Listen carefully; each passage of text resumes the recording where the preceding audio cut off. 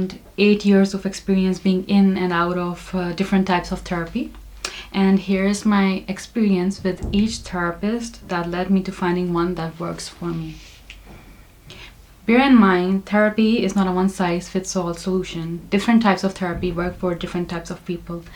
This is just an effort to highlight my experience and show what did and didn't work for me as a person with an invisible illness, high sensitivity, and empathetic nature.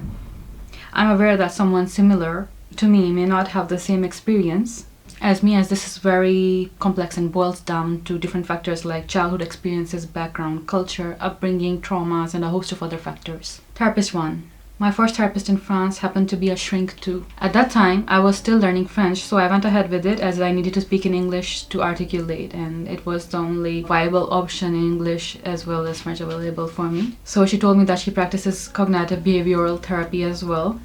At that time, I was enrolled in French University for Architecture and Design and was facing problems fitting in, alienation, and extreme social anxiety coupled with depression. For my social anxiety, she asked me what I was afraid of, and I told her that it was hell for me to eat lunch in front of others. She further probed, and I told her I was afraid of my food falling and making a fool out of myself. She then assigned me the task to purposely drop my food while eating lunch next time in university. But I didn't, because I was so scared, super scared of everything. The depression on top of the anxiety didn't help at all. I was taking a medication at that time and it seemed to weigh heavy on me. This was an exercise of CBT where I was supposed to purposely expose myself to the fear. The good thing, she changed my medication, which eventually lifted the depression to quite an extent. However, in the therapeutic sphere, things were a bit bleak. I was 21 at that time and she projected things onto me that she thought might help alleviate my depression. For example, she encouraged me to find a Muslim boyfriend and eventually settle down and have babies.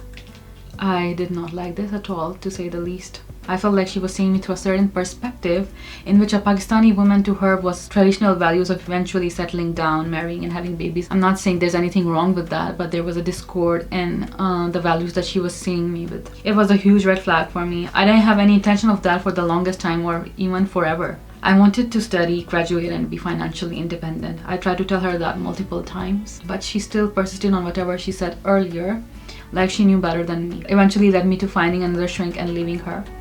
I didn't feel like I was being heard in sessions that barely lasted 15 to 20 minutes with the cost of 250 euros back in 2016. This leads me to my second therapist, which I found with the help of Google, as well as my second shrink who is French and is still my shrink but not a therapist. I found this therapist after a break of 1 year from the previous one. The good.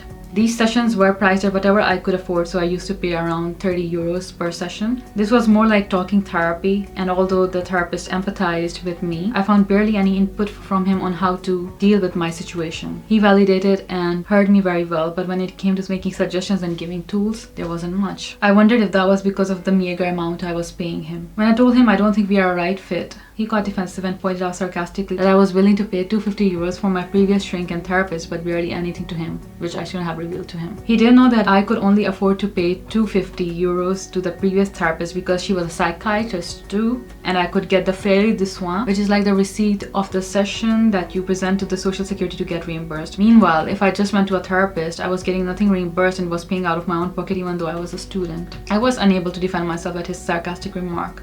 I just froze and felt unsafe and attacked, and I politely bid him farewell. The third time, I tried therapy again after a pause of around 1 year. It was 2021 and the pandemic was in full swing. I decided to sign up to BetterHelp and eventually found a therapist which I felt was the right fit for me at that time. This therapist was empathetic, validating, positive, and reassuring. This was my longest professional relationship with a therapist at that point in time, and it lasted around a year. I think BetterHelp is good if you don't have an invisible illness and are seeking therapy to better yourself and work on yourself. However, my experience as a person with invisible illness was quite different.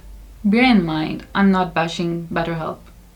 I'm just stating my experience as objectively as possible. With this therapist, I started journaling more regularly, and she would send me prompts at least once a week or more to share with her if I wanted to bring it up in the session. All was well. Things started to go a bit downhill when towards the end of the year I joined university again to finish my bachelor's, as I was taking a gap year previously, and stressors started presenting themselves. My mental health declined, and even online therapy wasn't able to help much, and the therapist couldn't refer me to a local doctor or facility to be hospitalized. This is the pain point of BetterHelp, I think. My therapist was based in the US, and she couldn't do much to help practically. After seeing my mental health decline, she decided to propose exposure therapy to me, where I was supposed to write about all my traumas since childhood, and she said she would go through them with me and help me in case I started bleeding.